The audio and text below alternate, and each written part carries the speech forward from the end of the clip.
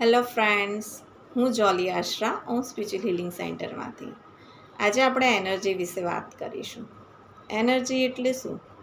સામાન્ય શબ્દોમાં કહીએ તો આપણે કોઈ જગ્યાએ જઈએ અથવા કોઈ વ્યક્તિને મળીએ અને આપણને બહુ જ સારું લાગે, ગમે, તો એ પોઝિટિવ એનર્જી છે.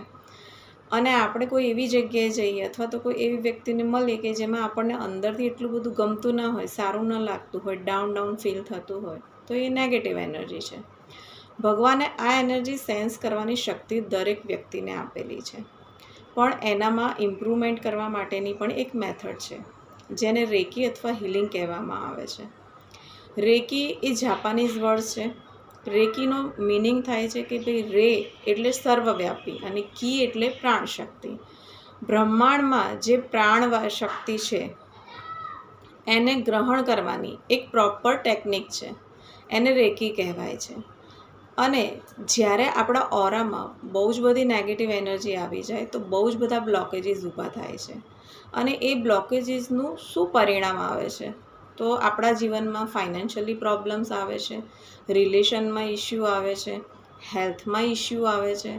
આવા બીજા ઘણા બધા નાના મોટા અનેક પ્રશ્નો આપણી લાઈફમાં ઊભા થાય છે.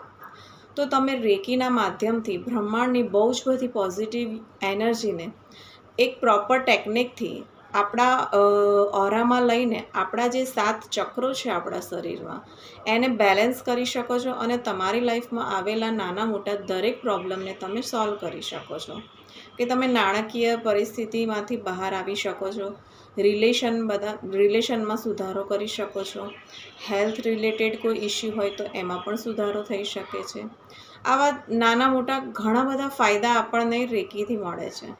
તો જો તમે પણ રેકી શીખવા માંગતા હોવ અને યુનિવર્સની આ બહુ જ મોટી અને એનર્જેટિક શક્તિનો અનુભવ કરવા માંગતા હોવ તો આજે જ ઓમ સ્પિરિચ્યુઅલ હીલિંગ સેન્ટરનો સંપર્ક કરો.